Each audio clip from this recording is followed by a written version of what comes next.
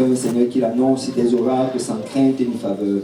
Mais Seigneur, que nos oreilles soient attentives, que nos cœurs soient réceptifs, et que cette parole trouve une place fertile en nos cœurs, Papa, qui va nous amener dans une nouvelle dimension dans la prière. Seigneur, bénis chaque personne ici présente sous le timbre de nos voix. Alléluia. C'est en ton saint nom que nous avons prié, au nom de Jésus.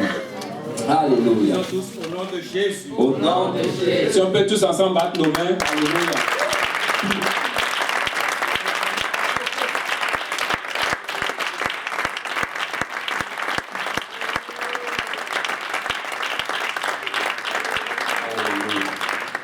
Vous pouvez vous asseoir. Si je pose la question ici, pourquoi je dois prier? Pourquoi je dois prier? Je sais que j'aurai droit à plusieurs réponses. Ok. Ouais. Bon, on commence déjà par la question de gloire à Dieu. Si je pose la question pourquoi je dois prier, il y a quelqu'un qui veut... Moi, je dirais qu'on doit prier pour avoir une relation avec le Seigneur. Amen. Une très bonne réponse. Est-ce que quelqu'un d'autre veut répondre à la question? Il y a le frère Brunel.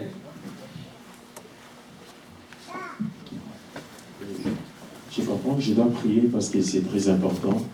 Et c'est par là que ma confiance est battue. Parce que ma vie dépend de Dieu. Parce que le Seigneur a dit que sans lui, on ne peut rien faire. Donc la prière est très importante. Amen. Alléluia. Merci beaucoup. Je sais que toute l'assemblée, chacun peut apporter une réponse. Et toutes ces réponses seraient vraies. On va avoir une multitude de réponses. Amen. Et ce ne seraient même pas des réponses fausses. Et nous pouvons énumérer plusieurs raisons pour lesquelles nous devons prier. Et il n'y a aucun aspect dans la vie chrétienne ou dans la vie d'un homme qui doit être abordé sans la prière. D'abord, même si tu veux manger, tu vas prier pour la nourriture. Peut-être tu as tellement faim, tu mets d'abord 2 bouchées, après tu réalises que, et puis tu fais, et puis après tu continues. Parce que la prière sanctifie la nourriture, c'est ce que la parole de Dieu nous dit. Amen. Donc c'est important. Mais bien comprendre la prière, c'est nécessaire pour maintenir une vie de prière. Il va être difficile de maintenir une vie de prière si tu ne comprends pas la prière, si tu ne sais pas pourquoi tu pries. Je ne pense pas que tu vas le faire. Parce que si en fin de compte, tu ne sais pas le résultat que produit ta prière, tu peux facilement négliger ta vie de prière. Tu peux l'abandonner littéralement. Parce que tu pries, mais tu ne sais pas pourquoi tu pries. Il n'y a aucun résultat. Tu pries, mais peut-être il y a des résultats, mais tu ne sais pas si ces résultats découlent de ta prière. Donc, littéralement, tu ne sais pas pourquoi tu pries. Et éventuellement, tu vas négliger ta vie de prière. Quelquefois, on va penser que le grand défi dans la prière, c'est de prier plus longtemps. Donc, je suppose peut-être que tu veux commencer ton travail à 7 heures ou à 8 heures. Et tu avais prévu que tu devais te lever peut-être à 6 heures pour la prière. Et malheureusement, tu t'es levé peut-être à 6h30, alors que tu devais aller travailler à 7 heures. Donc, tu as 30 minutes. Mais tellement tu as pris l'habitude de comprendre que l'efficacité se trouve dans la durée, que tu dis, bon, je vais me rattraper, tu commences par faire autre chose, et finalement tu te retrouves à une journée finie, et tu finis avec la culpabilité. Donc, on peut penser vraiment que le grand défi de la prière, c'est de prier plus longtemps, au lieu de prier plus efficacement. Ainsi, si tu prends ça comme ça, tu ne peux savoir si tu as vraiment besoin de prier plus, ou même tu finiras même pas ne plus le faire. Pourquoi? Parce qu'au fil du temps, tu ne t'es pas donné le temps de pouvoir le faire. Mais arrivé à ce stade, c'est que tu considères la prière comme une option. Mais cependant, la prière n'est pas une option. La prière, c'est une nécessité. La prière, c'est une nécessité. Elle n'est pas une option.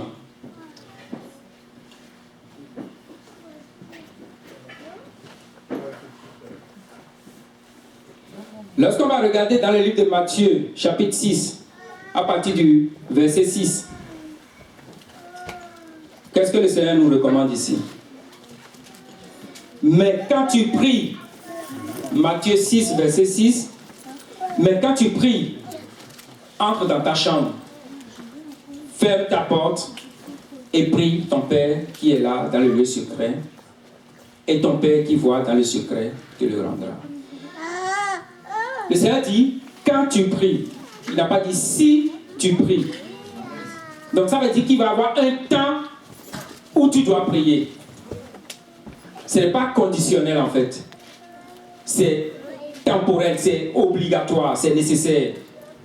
Ça, le temps indique le temps. C'est-à-dire tu dois prier.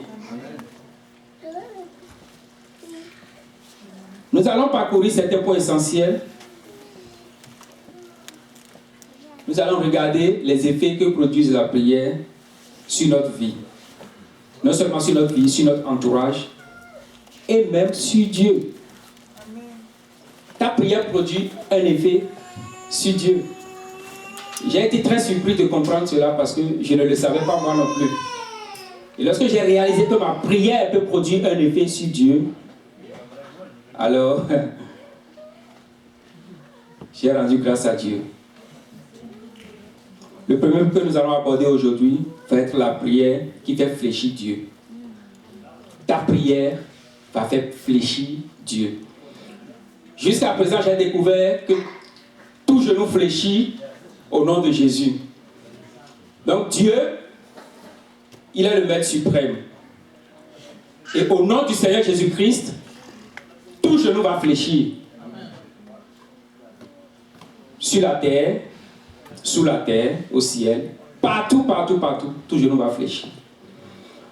Mais je découvre qu'il y a quelque chose qui fait fléchir Dieu. J'ai trouvé ça très très particulier et c'était la prière. Dieu, tu as fléchi parce que j'ai prié? Mais oui, Dieu a fléchi parce que tu as prié. Et nous allons le découvrir. Ça va être le premier point que nous allons aborder aujourd'hui. Le deuxième point, la prière te donne une direction. Si tu pries, tu auras une direction. Ce n'est pas après avoir épuisé toutes tes ressources et que maintenant, bon, il n'y a plus rien qui fonctionne, que tu viens à la prière. Tu aurais pu gagner plus l'énergie pour faire la prière plutôt que d'aller épuiser tes ressources. Si tu es arrivé à ce point, c'est parce que tu n'as pas encore compris l'importance que la prière a dans ta vie. La prière va t'édifier, ça va être le troisième point que nous allons aborder. Il y aura aussi, la prière va te rendre sensible à la voix de Dieu. Amen. Amen. Alléluia. Et sans plus tarder,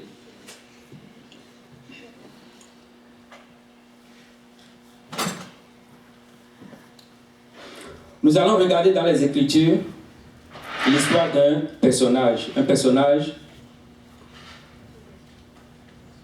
je vais dire un personnage quand même un peu pathétique. Ce n'est pas un prophète, ce n'est pas un serviteur de Dieu, mais il a réussi quand même à faire fléchir Dieu par sa prière. On va regarder dans le livre de 2 Chroniques 33 à partir du verset 1. 2 Chroniques 33 à partir du verset 1.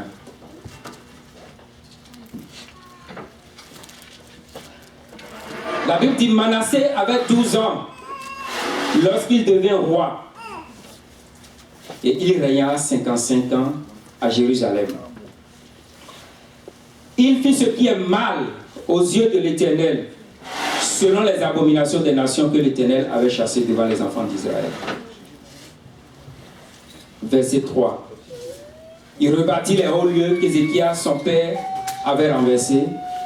Il éleva les autels au Baal, il fit les idoles d'Astarté, il se prosterna devant toute l'armée des cieux et la servit. Là, on nous parle d'un roi qui s'appelle Manassé. Manassé, normalement, la Bible commence en disant qu'il a fait ce qui est mal aux yeux de l'Éternel. Mais est-ce que ça devrait être le cas? Pourtant, son père Ézéchias, c'était un homme de Dieu, fidèle. Un homme qui craignait Dieu, qui a servi Dieu toute sa vie. Mais malheureusement, à la fin, il a fait des compromis. Et ce n'est qu'à la fin, certainement, moi je suppose, ces compromis ont eu une influence sur Manassé. Et lorsque Manassé est venu sur le trône, la Bible commence en disant, c'est comme une continuité. Il a fait pire que tous ceux qui ont été avant lui. Verset 4. Il bâtit des autels dans la maison de l'Éternel, quoique l'Éternel eût dit, c'est en Jérusalem que sera mon nom à perpétuité. Il bâtit des autels à toute l'armée des cieux dans les lieux, dans les deux parvis de la maison de l'Éternel. Toute l'armée des cieux, c'est-à-dire les astres, ceux qui invoquent l'astronomie et toutes ces choses. Manassé a fait ça. Il fit passer ses fils par le feu dans la vallée des fils d'Hinnom. En fait, la vallée des fils d'Hinnom, c'est Manassé qui l'a initié. Il n'y a pas un roi avant lui qui avait connu le sacrifice des enfants par le feu. On parle d'Akab. Akab est un roi méchant, tout à fait. Manassé est plus pire. Moi, quand je regarde, et puis il était roi de Juda. Quand je regarde un peu les rois d'Israël et de Juda, quand je compare, je vois que Manassé a été très pire que n'importe quel roi à Israël. Et la Bible dit qu'il a fait passer ses fils par le feu dans la vallée d'Hinnom. On arrive quelque part. En fait, la vallée d'Hinnom, la vallée des fils d'Hinnom, c'est la vallée où on offrait un culte à Moloch. Et le culte de Moloch est lié à des sacrifices d'enfants. Donc on venait prendre ton bébé et on le mettait dans le feu, on le brûlait, parce qu'on estime que Moloch, qui est un dieu, devait exaucer une prière. Donc il a expérimenté toutes sortes, toutes formes de tragédies en Israël. Le livre de Lévitique condamne fermement cette pratique, c'est-à-dire le sacrifice à Moloch. Lévitique 18-21. Tu ne livreras aucun de tes enfants pour le faire passer à Moloch et tu ne profaneras point le nom de Dieu. Je suis l'Éternel. Il y avait même une sentence pour quiconque faisait passer son enfant à Moloch. Lévitique 20 donne la sanction. Tu diras aux enfants d'Israël que si un homme, des enfants d'Israël ou des étrangers qui séjournent en Israël livre à Moloch l'un de ses enfants, il sera puni de mort. Le peuple du pays le lapidera. Ça, c'était la sentence que méritait quiconque allait poser de tels actes. Et verset 3 de Lévitique 20 dit, et moi je tournerai ma face contre cet homme et je le retrancherai du milieu de son peuple parce qu'il a livré ses enfants à Moloch, souillé mon sanctuaire et profané mon saint nom. Au verset 5, Dieu dit qu'il va détourner sa face de telle personne qui a commis un tel acte. Retenez bien le mot, détourner sa face carrément d'une telle personne. Et l'histoire continue au verset 6, dans le livre de 2 Chroniques 33. Il observait les nuages et les serpents pour en tirer des pronostics. Il s'adonnait à la magie, il établit des gens qui invoquaient les esprits et qui prédisaient l'avenir. Il fit de plus en plus ce qui est mal aux yeux de l'Éternel afin de l'irriter. Et verset après verset, la Bible martèle les mauvais actes de Manassé. Et voici là où la chose devient intéressante. Manassé a fait toutes ces choses. Tellement il a commis des abominations que non seulement il a péché contre Dieu, mais il a fait pécher aussi le peuple de Dieu. Donc c'est quelqu'un sur la tête de laquelle pendait une condamnation. En réalité, Dieu dit qu'il va détourner son regard d'une telle personne. Ce qui veut dire que le regard ne sera même pas sur la personne pour savoir si la personne prie ou si la personne ne prie pas. Parce que Dieu avait déjà prévu une sentence. Mais la Bible dit au verset 10, l'Éternel parla à Manassé et à son peuple et il ne fit point attention. Alors, l'Éternel fit venir contre eux les chefs des armées du roi de la Syrie, qui saisit Manassé et le mit dans les fers. Il le liait dans des chaînes d'airain et le menait à Babylone. Verset 12. Lorsqu'il fut dans la détresse, il implora l'Éternel, son Dieu. Il s'humilia profondément devant le Dieu de ses pères. Verset 13. Il lui adressa ses prières. Il lui adressa ses prières. J'ai été touché lorsque j'ai vu la réponse de l'Éternel.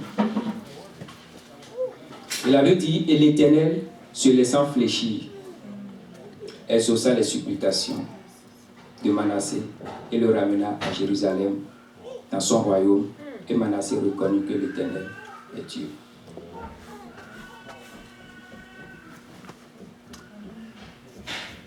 Et l'Éternel se laissant fléchir.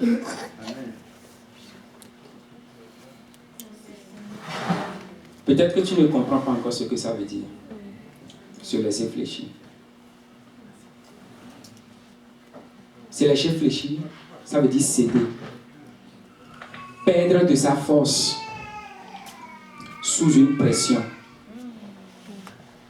Quand on dit que quelqu'un a fléchi, ça dit que cette personne est sous une pression tellement que cette personne est en train de perdre de sa force, ne peut plus résister. Cette personne est en train d'être brisée. C'est ce que ça signifie, fléchir. Ça veut dire faire plier progressivement quelqu'un.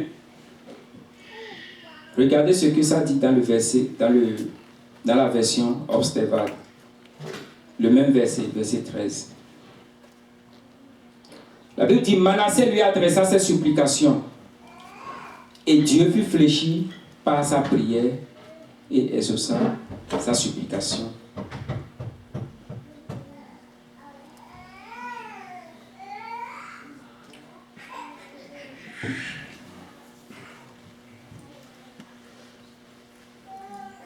Peut-être que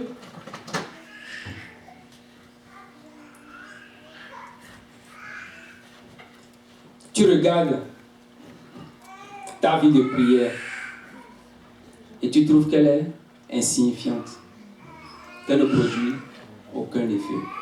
Pourquoi? Parce que tu devrais faire telle chose, tu devrais avoir telle disposition de cœur que tu n'as pas. Tu devrais, pour que Dieu entende ta prière, il fallait que tu sois comme ça ou comme ça. Et simplement, pour cette raison, pour cette conscience de culpabilité, tu refuses d'adresser une prière à Dieu. Laisse-moi te dire que Dieu ne te juge pas. Dieu ne te juge pas. Voilà tout ce que Manassé a fait. Voilà toutes les actions, les abominations qu'il a commises en Israël. Et j'ai essayé de, quand j'ai découvert ça, j'ai essayé de regarder un peu dans les Écritures, de vérifier s'il y aurait une autre scène où Dieu a fléchi. Je n'en ai pas trouvé. Je n'en ai pas trouvé. Je n'en ai pas trouvé. Peut-être j'en ai trouvé une qui a une deuxième scène. Mais pas dans le même cas pour Manassé. Manassé ne savait pas Dieu. Il ne le connaissait même pas.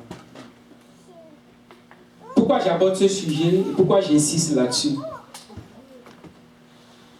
C'est pour comprendre, c'est simplement pour te faire comprendre l'importance de la prière. L'action, l'effet que produit ta prière, peu importe la condition dans laquelle tu te trouves, ta disposition de cœur, ta prière peut faire fléchir Dieu. Ta prière peut faire fléchir Dieu. Amen.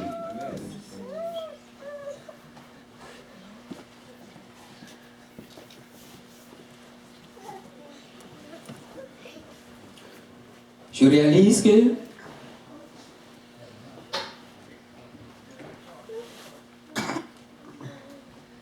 de la même façon que Dieu ne résiste pas à l'adoration, il ne résiste pas non plus à la prière.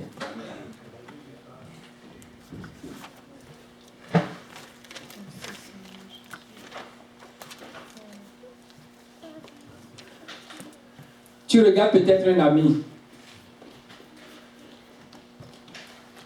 Tu vois, combien de fois il est enfoncé dans des choses mondaines.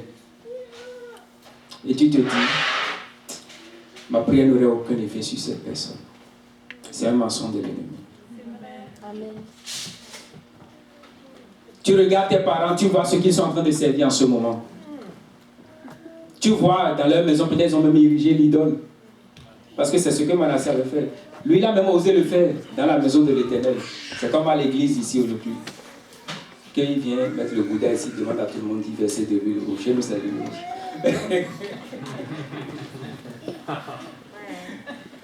Chez nous, c'est l'huile rouge. Ça, c'est parce qu'on a beaucoup de palmiers au pays. Peut-être ici, ce serait, je ne sais pas, l'huile d'olive.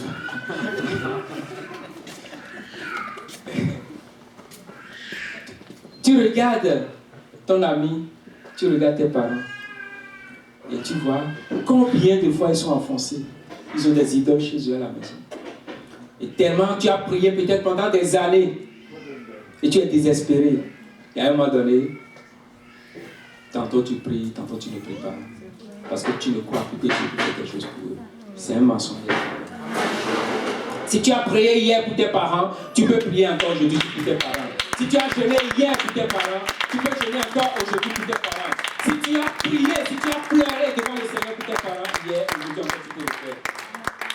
Parce que Dieu se soucie également du salut de leur âme. Vous savez, quand je parle de ceci, si j'ouvre peut-être ici le micro pour des témoignages qui sont découlés de la vie de prière, je vous assure, beaucoup vont parler. Beaucoup vont pouvoir témoigner de quelque chose. Pour l'instant, je suis ici, je vais partager mon témoignage quand même. Tu sais, si tu pries, je te promets que tu vas avoir un résultat de la part du Seigneur. Peut-être ça fait 1 an, 2 ans, 3 ans, peut-être 10 ans que tu es venu au Seigneur. Et ça fait longtemps que tu pries. Et il n'y a aucun résultat qui se produit. Je me rappelle, ça fait 10 ans que je priais pour quelqu'un. 10 ans, je n'ai pas dit 1, 2, 3, 10 ans que je priais pour quelqu'un. Pourquoi je dis 10 ans? Parce que je me souviens exactement quand est-ce que j'ai commencé à prier pour lui. Quelle circonstance, quel événement s'est déclenché lorsque j'ai commencé à prier pour lui. Et ça a pris 10 ans. En novembre dernier, vers la fin de l'année, cette personne m'écrit. Bien évidemment, elle sait que j'espère. Il sait que, c'est un garçon, il sait que je sers le Seigneur, il sait que je suis impliqué. Quand il m'a écrit, il m'a dit, de nulle part, hein, je vais avoir une étude biblique.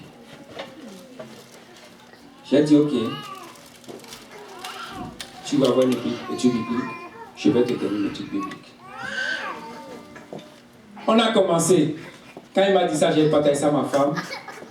Elle était excitée parce qu'elle sait c'est qui.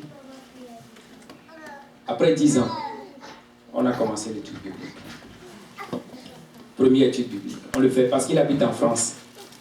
Donc, des fois, c'est un défi pour moi avec le décalage horaire. Il aimerait qu'on le fasse le matin à 11h. Mais il est 5h ou 6h si je ne sais pas. Donc, des fois, ça devient difficile. Mais quand même, j'ai dit, je vais donner cette étude biblique-là. Donc, je vais arranger pour me lever. La veille, je lui laisse un message. Est-ce que demain? Oui. Et puis, le samedi, on fait l'étude biblique. J'ai fait première leçon, deuxième leçon. Parce que j'ai dit, je vais suivre la charte. J'ai commencé par Genèse. Alors qu'on a fini la deuxième leçon, avant de le rencontrer le prochain samedi, je suis allé devant le Seigneur, j'ai cherché la foi du Seigneur. Le Seigneur m'a dit, ça fait 10 ans que tu es en train de prier, ne manque pas l'occasion. Je n'avais pas compris, ne manque pas l'occasion, est-ce que tu veux dire, ne manque aucune étude, est-ce que... Ça fait 10 ans, saisis-toi de l'occasion. J'ai prié encore. Ça m'a fait comprendre. Je lui ai annoncé l'évangile. Et à notre prochaine étude, J'ai dit, bon, tu sais, je t'avais dit qu'on allait faire ça, mais je pense qu'on va faire une pause et puis on va partager quelque chose. Et puis après, on va revenir là-dessus. J'ai commencé simplement par lui parler de l'évangile. J'ai commencé par le livre de Jean. Jean 3,5. Si un homme ne naît d'esprit, il ne peut entrer dans le royaume de Dieu. Il faut naître d'eau, il faut naître d'esprit. J'ai parlé, j'ai enseigné. J'ai parcouru les Écritures. La deuxième fois, j'ai introduit l'étude biblique. Moi, j'ai juste fait mon étude. J'ai juste enseigné. Je n'ai pas dit, il faut que tu le fasses. Ben, j'ai dit, la Bible nous le dit. La deuxième rencontre, j'ai introduit l'étude. Il m'a dit, je veux me faire baptiser. Amen.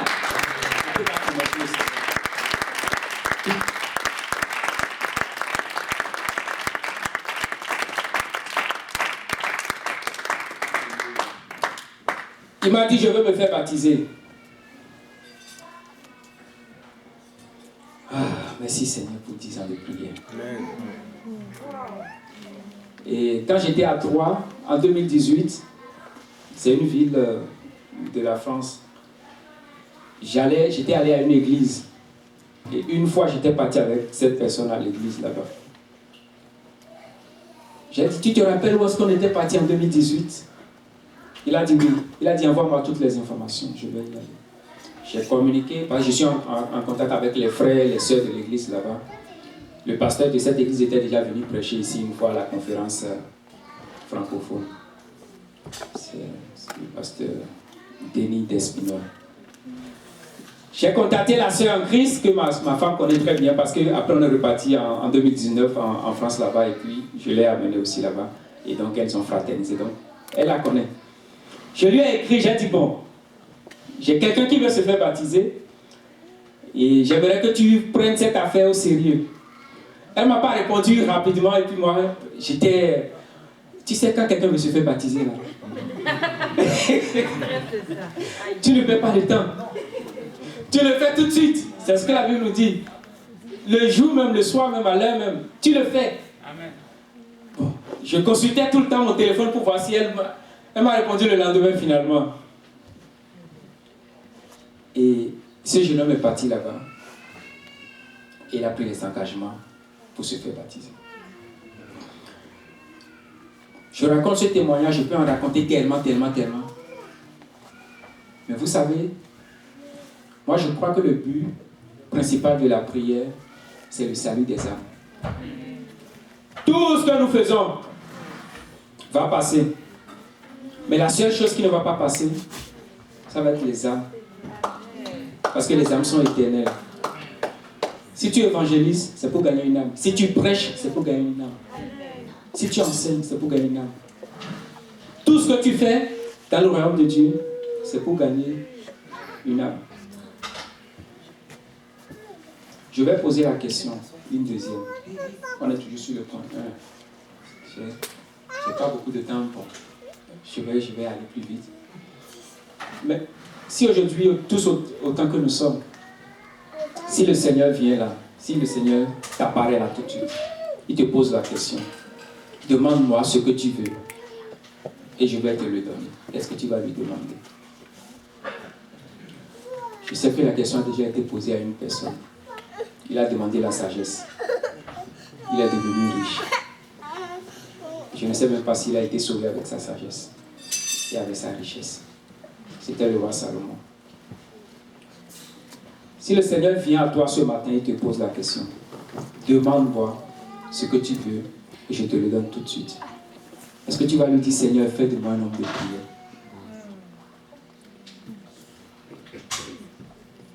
Peut-être tu as des factures en attente. Peut-être si tu payes tes factures, éventuellement, tu vas en avoir d'autres. Il te donne la sagesse. La sagesse ne fait pas fléchir Dieu. La sagesse va te permettre de... Ok, tu es sage, et après? Si tu lui demandes, fais de moi un homme de prière, je suppose que c'est parce que tu penses à ta famille qui n'est pas encore sauvée. Tu penses à quelqu'un qui n'a pas encore connu Dieu. Et si tu réalises l'importance de la prière, je te promets, ça va être celle-là que tu vas demander à Dieu. Fais de moi un homme de prière. Amen.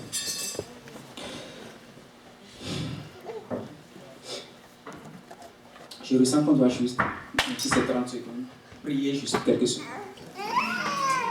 Ça peut être tous ensemble se lever justement. Alléluia, alléluia, alléluia, alléluia, alléluia, alléluia. Merci Seigneur, Père éternel, Papa. Papa, peu importe, Papa éternel, le fardeau, Papa éternel, peu importe la difficulté que nous avons, Papa, les distractions, Papa, qui nous empêchent, Papa éternel, de prier, Papa éternel, de réfléchir, Seigneur. Papa éternel, nous prions maintenant. Je prie, Papa, que tu les enlèves dans le nom de Jésus-Christ. Papa, tout ce qui nous empêche, Papa éternel, de venir dans ta présence pour te faire fléchir dans la prière, Seigneur. Que tu les enlèves, Papa éternel, de notre chemin, Seigneur. Que tu diriges nos pas sur le chemin de l'éternité, Seigneur. Que tu diriges, Papa, nos pas et nos pensées sur le chemin de l'éternité, Seigneur. Fais de nous des hommes de prière, éternel Dieu de gloire. Fais de nous des hommes de prière, Seigneur, éternel Dieu de gloire. Que nous puissions réaliser la valeur que nous avons, Papa, dans la prière, Seigneur. Que nous puissions le faire, Papa éternel, parce que nous savons que cela te fait fléchir, Seigneur. Éternel, fais de nous des hommes de prière, Seigneur. Fais de nous des hommes de prière, Seigneur. Alléluia. Dans le nom de Jésus. Alléluia. Pouvons nous asseoir. Alléluia.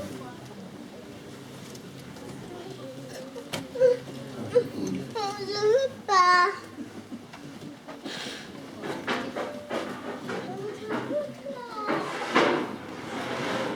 Je vais essayer d'aborder rapidement quelques points et pour permettre à ceux qui ont des questions à poser.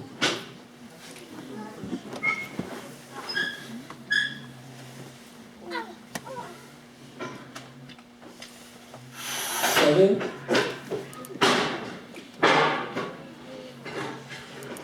à quel moment je dois prier? Je sais qu'il est bien d'avoir un calendrier de prière, c'est très bon. Un homme doit être organisé. Ce n'est pas du tout une mauvaise chose d'avoir un calendrier de prière. Genèse 25, verset 21. Et Isaac pria instamment l'Éternel pour sa femme, car elle était stérile. Et l'Éternel fut fléchi par ses prières, et Rebecca, sa femme, conçut. C'est la deuxième fois que je vois une prière qui a fait fléchir Dieu. Et en dehors de ça, plus rien. Ça veut dire Isaac pria instamment. Instamment, qu'est-ce que ça signifie? Sans instant. Simplement. Instamment, sans instant. C'est-à-dire, aussitôt qu'il a remarqué la situation, il s'est mis à prier. Tout de suite, lorsqu'il a réalisé la scène, il s'est mis tout de suite à prier. Des fois, quelqu'un vient t'annoncer quelque chose. Et tu dis, ben, je vais le planifier dans mes temps de prière. C'est le temps de prier tout de suite pour cette chose-là. Mets-toi de côté, retire-toi et prie maintenant, instamment. Avec instant, sans instant. Et vous savez, des fois, l'ennemi, le diable est un menteur. Peut-être tu es dans un groupe de personnes et vous avez passé le temps à parler. Et vous avez dit des choses. Et tellement vous avez parlé, que on s'est souillé l'âme. Et puis là maintenant, l'instant de prière arrive. Et on commence par se culpabiliser. On dit, à telle disposition, je ne peux pas. Après, que tu devrais faire. Éternel, mets une garde à ma bouche, fais ici la porte de mes lèvres, n'entraîne pas mon cœur à des actions. Mets une garde à ma bouche.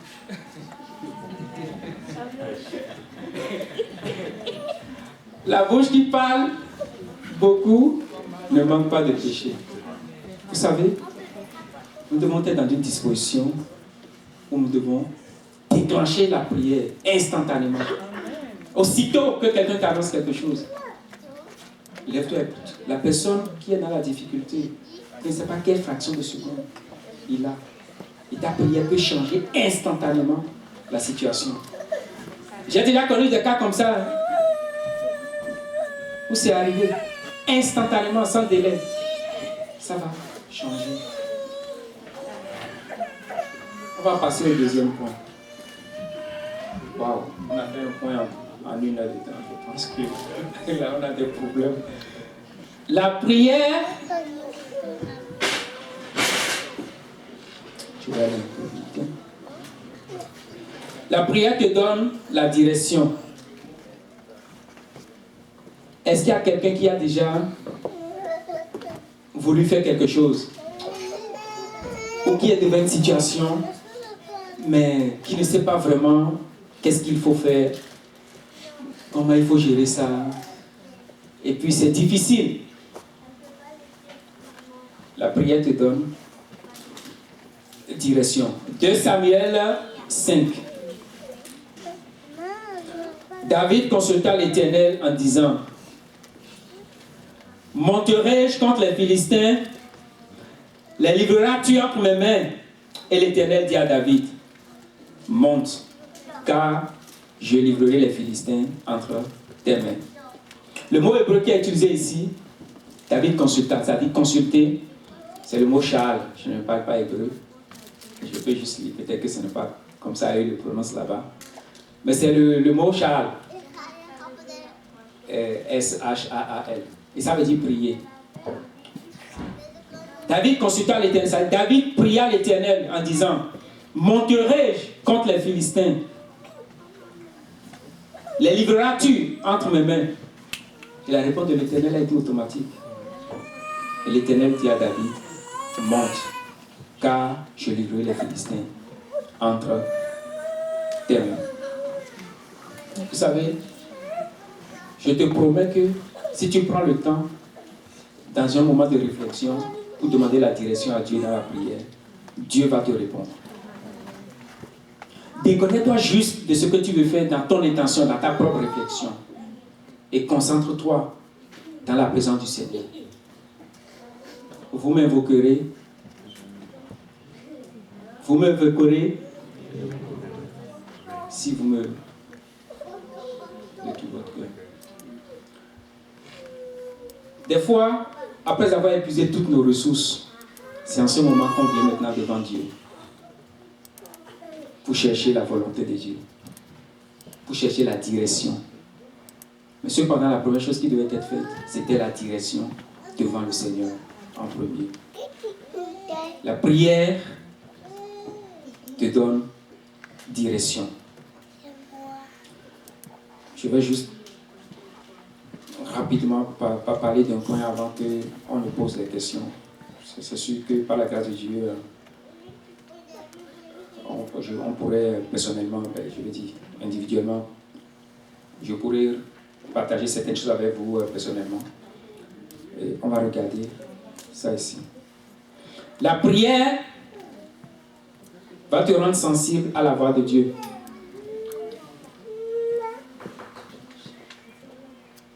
La prière va te rendre sensible à la voix de Dieu. Qu'est-ce que je veux dire par là?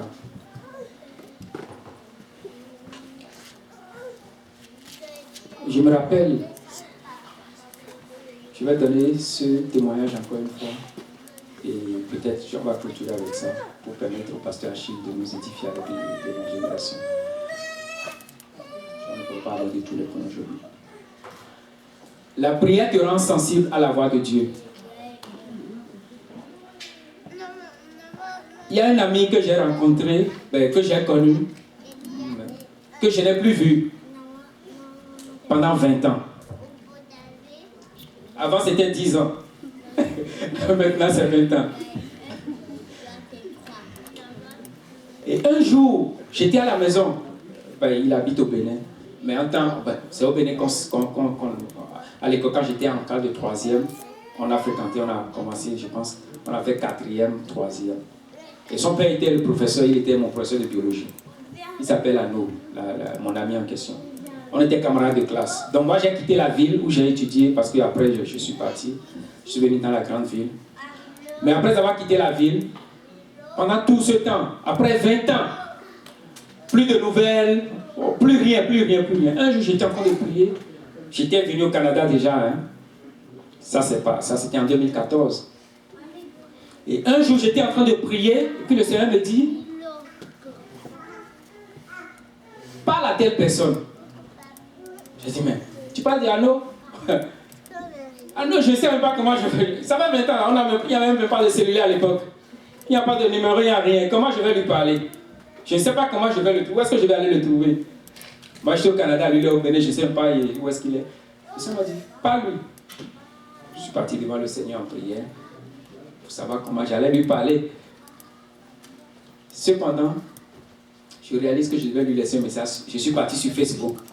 J'ai écrit son nom et puis je l'ai trouvé, je lui ai laissé un message. Et le lendemain, il m'a contacté sur Facebook. À l'époque, j'avais encore Facebook. Et il m'a dit, ah, ça fait longtemps et tout. Bref. Et là, de nulle part, j'ai commencé à lui dire, ben, tu sais, de nulle part, moi, mais je ne sais pas pourquoi, mais j'ai commencé à lui dire, ben, tu sais, moi, j'ai donné ma vie au Seigneur. Et puis, ben, tu sais qu'en réalité, il y a un seul Dieu, et son nom, c'est Jésus-Christ. Ils ne sont pas trois. On dit le Père, le Fils et le Saint-Esprit, mais en réalité, c'est Jésus, la seule personne. Et puis on dit ça, ben, c'est Jésus, ce n'est pas qu'ils sont trois en un. J'ai commencé à lui parler, à lui montrer des passages dans la Bible et tout ça. Et ce jour-là, l'Esprit de Dieu me dirigeait vraiment dans des passages précis. Et là, j'ai fini de parler, j'ai dit, bon, là, je vais te laisser et il faut que je parle. Et il m'a dit, attends un instant. Il m'a dit, je suis dans mon 3e jour de jeûne. Et je demandais à Dieu de me révéler s'il était 3 ou s'il était 1.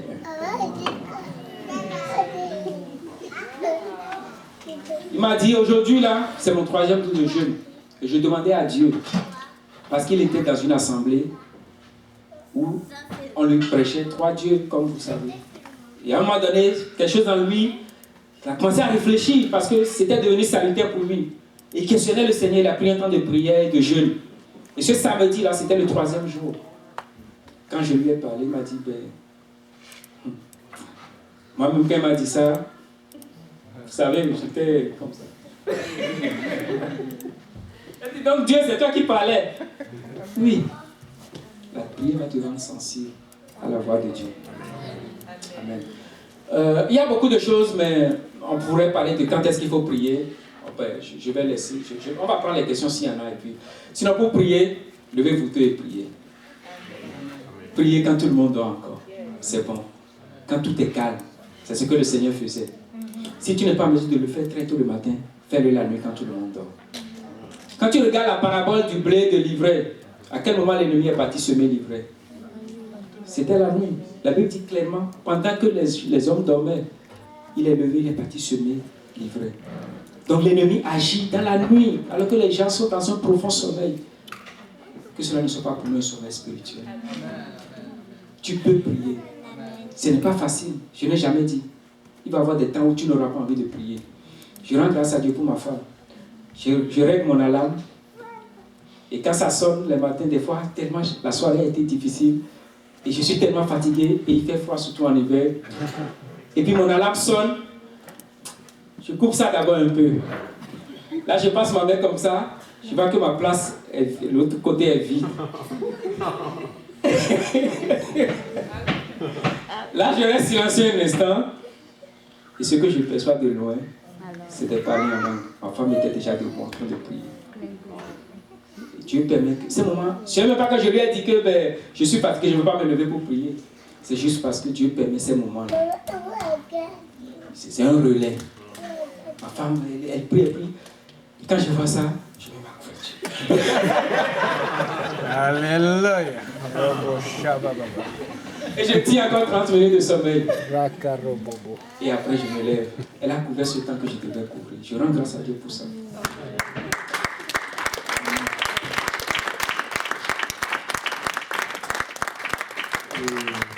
La prière t'édifie. Bon, ça, on va arrêter comme ça pour aujourd'hui. Est-ce que vous avez des questions? Jonathan a une question. Ça a été, je n'ai pas abordé plusieurs points, mais je veux que quelqu'un se saisisse de la prière. Si tu vas retenir quelque chose dans tout ce que je viens de dire, sache que s'il y a une seule chose qui fait fléchir Dieu, c'est la prière. Dans la Bible, je n'en ai pas trouvé une autre. La prière fait fléchir Dieu. C'est extraordinaire de découvrir cela. Ta prière peut changer. Merci. Ok. Comment est-ce que la prière t'édifie?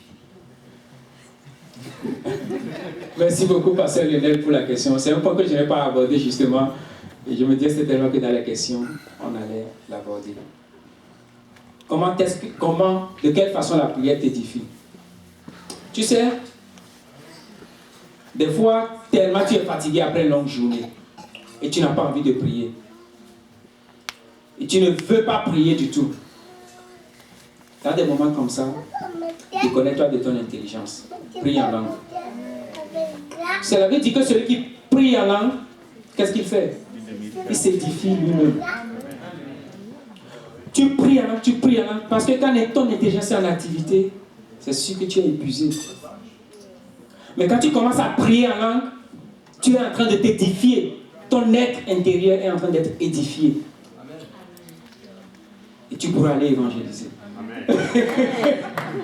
Peut-être que tu as passé une journée chaotique et tu veux aller te reposer à la maison. Je te promets que si tu pries en langue, tu auras l'énergie de pouvoir faire ce que Dieu te demande de faire. Amen. J'avais beaucoup de choses à dire là-dessus, mais je vais m'arrêter comme ça. Pasteur Lionel, s'il y a d'autres questions. Oui. Je voulais juste savoir si on peut peut-être donner quelques éléments. Mettons encore quelqu'un, tu as vraiment fléchi, si je peux dire, c'est pas si le bon terme, mais ta vie de prière est tombée. Qu'est-ce que tu peux faire pour relancer ça? Très bonne question. J'avais prévu ça aussi. Gloire à Dieu. Je me disais qu'il y avait à avoir des questions et puis bon, à travers tout ça, on allait répondre à ça. Tu sais, à un moment donné, tu traverses. Peut-être il est arrivé à une période de ta vie, où ta vie de prière, soit c'est comme en temps de scie, soit c'est quasi inexistante. Tu sais, voici ce que je te recommande et voici ce que la parole te recommande. Dans de tels moments, approche-toi de quelqu'un. Commence à regarder un peu dans l'assemblée que tu fréquentes. Regarde quelqu'un qui, tu vois, peut-être que tu ne le vois pas forcément prier, mais le Seigneur, malgré que ta vie de prière soit comme ça, il se soucie toujours de toi. Et il va te diriger vers la bonne personne. Et commence à prier avec cette personne. Commence à prier. Si tu n'es pas capable de le faire, prends un moment de jeûne. Je te promets, ça va t'aider. Tu sais, peu importe ce que je peux dire ici aujourd'hui, ce matin, mais il y a un sacrifice à faire pour avoir une vie de prière. Ça ne va pas juste tomber comme ça, pas. Impossible. Tu dois sacrifier quelque chose. Absolument, ça va te prendre un sacrifice. Pour te relancer, pour prendre un essor, un nouvel essor dans la prière, prends un moment de jeûne. Vous savez, j'aime beaucoup mon neveu, lui, Paul. C'est un homme de prière. Amen. Je ne blague pas. Lui, Paul, c'est un homme de prière.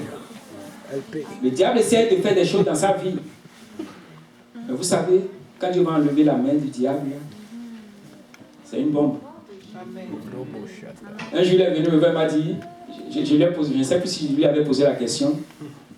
Et puis il m'a dit, ben, j'ai regardé ce que tu faisais et puis j'ai commencé à faire. J'ai dit, mais je ne sais pas à quel moment tu me vois prier, parce que j'aime quand moi je prie, je m'arrange le plus discret possible. Ma femme, des fois, elle ne sait même pas si... Bon, elle sait, oui, mais je veux dire. Et il a dit que c'est parce qu'il me voit. Et il va arriver des moments dans sa vie où il n'aura pas envie de prier. Je lui dis, ben, prends un moment de jeûne. Parce que le jeûne a produit en toi une restauration. Ça va régénérer. Ça va t'apporter une connexion. Ça va te rendre plus sensible. Ça va enlever la chair. Ça va ôter la chair. Ça va faire C'est-à-dire, parce que ce qui arrive quand tu ne pries pas, c'est la chair qui commence par prendre le dessus. Mais quand tu commences par jeûner, tu commences par baisser la chair. Et c'est l'esprit maintenant qui prend le dessus. On va s'arrêter là pour ça. Est-ce qu'il y a une autre question?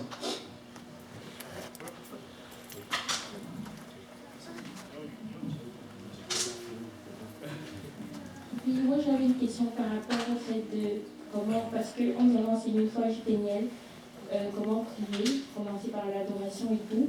Et des fois, moi je culpabilise quand je ne suis pas tout ça, je me dis, est-ce qu'il faut toujours suivre la méthode tout le temps? Moi, c'est quelque chose qui me dérange quand je n'arrive pas à suivre tout le temps. Je me dis, est-ce que ma prière est agréable au Seigneur? Amen, très bonne question. C'est un point que j'allais aussi aborder. Tu sais, qu'est-ce que les disciples sont partis voir le Seigneur Jésus pour lui poser la question? Les disciples lui ont demandé, enseigne-nous à prier. Comment?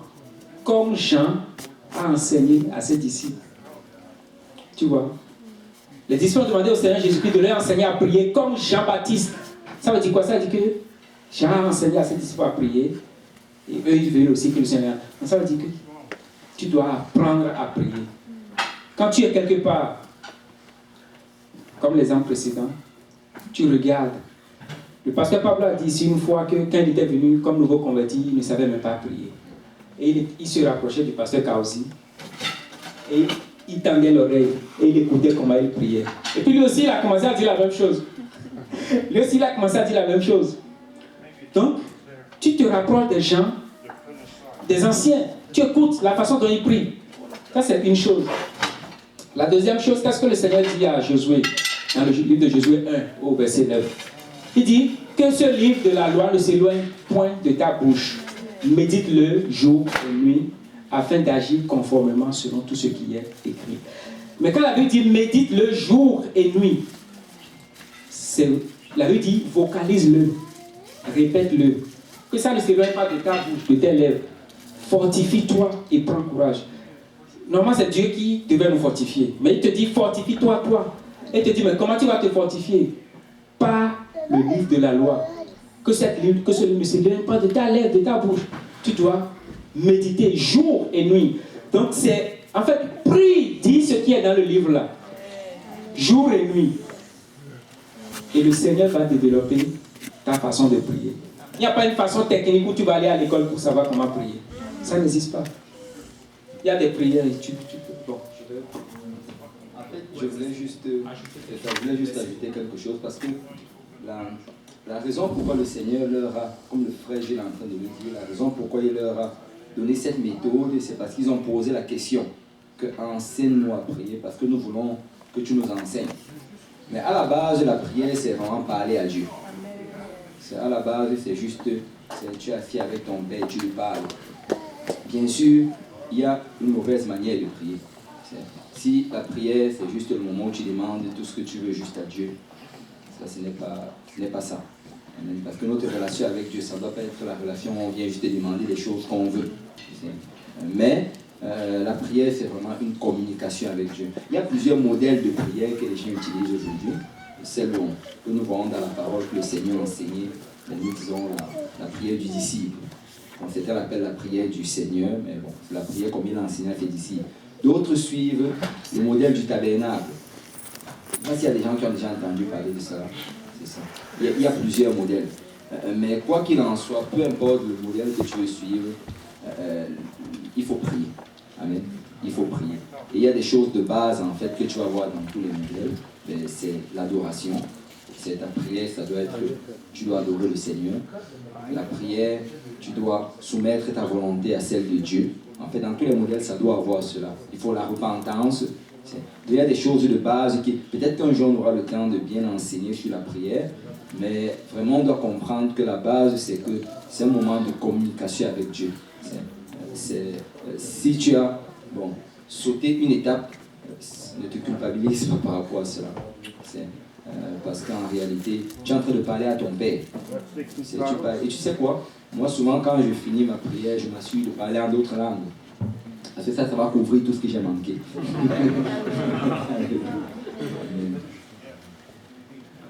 qu'il y a d'autres questions?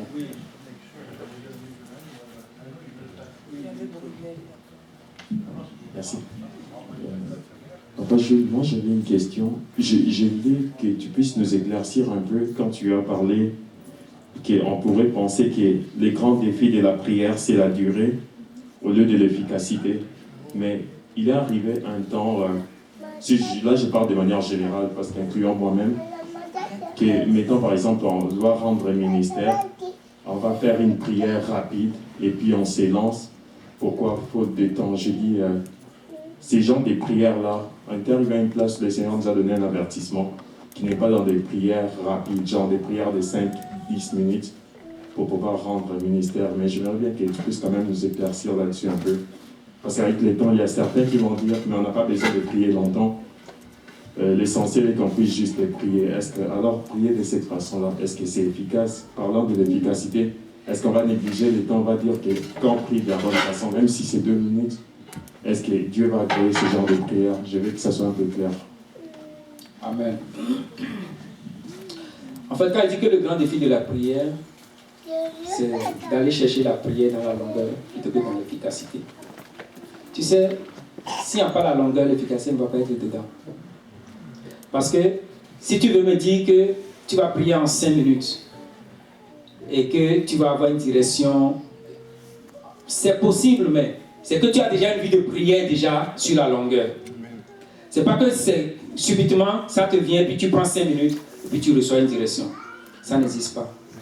C'est parce que tu t'es parti déjà une vie de prière. Tu as déjà une vie constante sur la longueur dans la prière.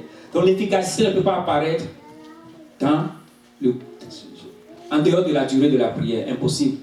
Parce que des fois, tu vas dans la prière du Seigneur, et ce n'est qu'après 30 minutes ou 45 minutes que tu vraiment entres dedans, commences à ressentir des choses.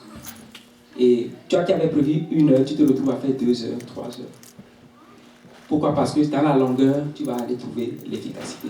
Maintenant, quand tu as déjà ta vie de prière et que tu viens dans une assemblée, peut-être que c'est pour comme tu viens de le mentionner, c'est pour aller évangéliser ou pour faire quelque chose. Là, tu ne vas pas maintenant te mettre après pendant 1 heure de temps. Parce qu'il y a une mission maintenant que le Seigneur t'envoie pour aller faire. Et c'est le temps maintenant de pouvoir dire, je vais dire un rafraîchissement pour aller maintenant vers le but. Donc, n'importe comment, la longueur, l'efficacité va te trouver dans la longueur. La question a été posée à quelqu'un, combien de temps tu pries par jour? La personne dit, je prie 2 minutes par jour. Et c'est un prédicateur. En réalité, il dit, c'est pas que je prie 2 minutes par jour, c'est parce que quand je fais 2 heures, ce n'est que en 2 minutes que j'entre dans une autre dimension vraiment, où je suis face à face. Comme la Bible dit, Moïse et Dieu parlent face à face. Seulement en 2 minutes. Donc c'est ça, tu vas aller chercher l'efficacité dans la longueur. C'est-à-dire, l'efficacité se trouve dans la longueur, tu vois, à l'intérieur. Parce que tu as une vie de prière. Oui, vas-y. Il y a une question d'abord. David a une question.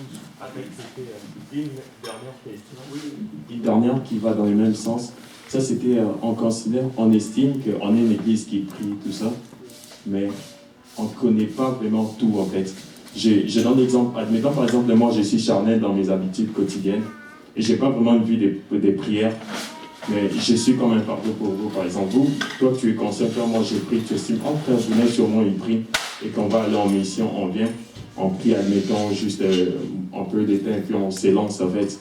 Ça serait à quelque part un danger pour moi si on garde comme que, considérant que tout le monde a prié chez lui, mais par contre, s'il y avait au moins une bonne base, par exemple, on prie d'une certaine façon pour se permettre tous qu'on soit préparés. En fait, même c'est lui qui avait manqué en fait, son don de prière personnel, puisse, j'en sais rattraper. Ça serait pas une bonne idée, par exemple?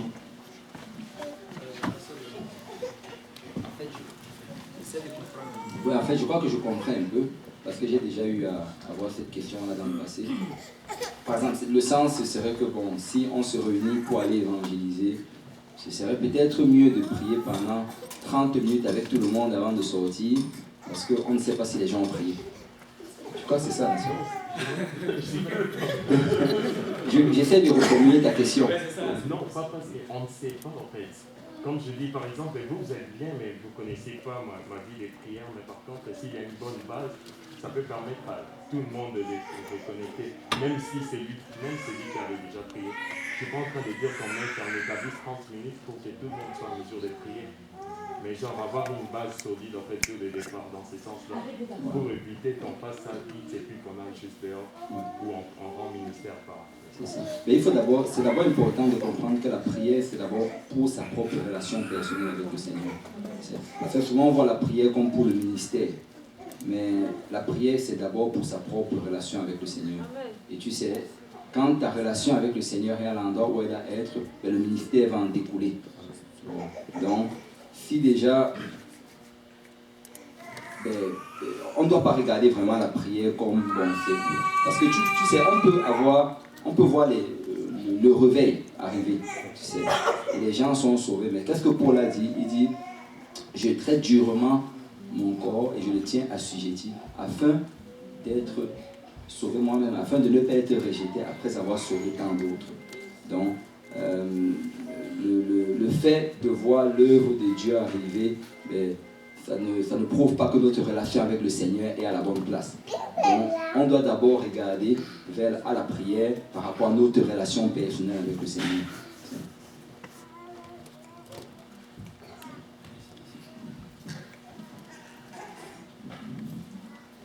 Oui, content. David, Pasteur Achille, c'est plus ma faute. Hein. Oui, moi j'ai une question par rapport à la direction. Des fois dans la prière, en fait, on prie, mais on n'a pas l'impression, on ne sait pas si on entend de Dieu, ou bien si, par exemple, la direction qu'on a dans la prière, c'est vraiment de Dieu, ou bien c'est nous, c'est... En fait, vous avez parlé du fait qu'il faut se déconnecter. Des fois, quand on prie, il faut se déconnecter de nous-mêmes, de ce que l'on veut. Alors je me demande comment toi tu fais pour te déconnecter de ça. Comment toi tu es persuadé que, ok, ce que j'ai entendu dans la prière ce matin, c'est vraiment Dieu qui m'a dit. Est-ce que ça dépend de ta vie de prière dans la durée? Donc tu as vraiment appris à entendre de Dieu, à connaître sa parole. Mais comment toi tu discernes vraiment que c'est Dieu qui te parle? Amen. En fait, il n'y a même pas quelques semaines, on était sur un projet, ma femme et moi, et on cherchait une direction. Tu sais, il va se produire plusieurs choses selon l'expérience de chaque personne et selon ta vie de prière. quel projet? Et on est parti devant le Seigneur pour prier. Et à mesure que tu pries, tu sens que je dois le faire, je dois le faire, je dois le faire, je dois le faire. Et peut-être 2 jours, c'est pas que tu pries une journée, peut-être 2 jours après, ça commence à ne plus à rien te dire. Ça commence à ne plus rien te dire.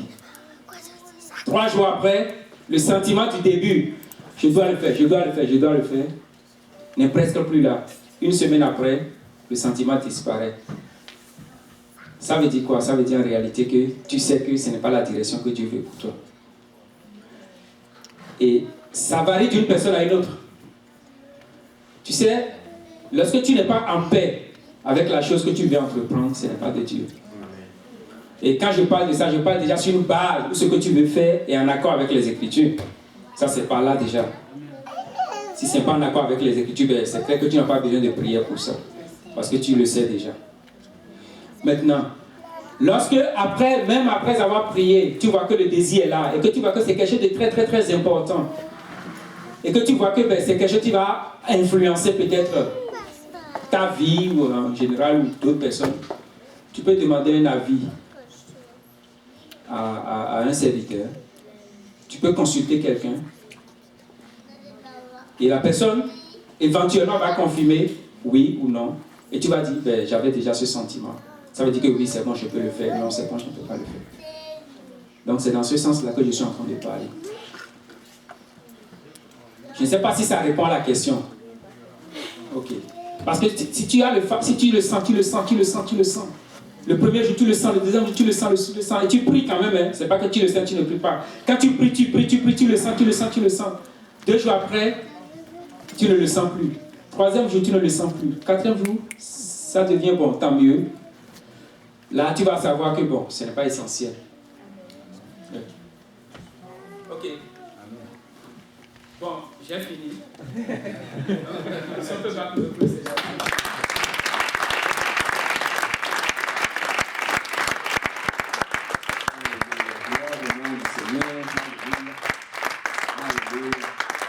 Si on peut vraiment battre le nom du Seigneur, pour ce qui est enseignement puissant sur la prière, alléluia.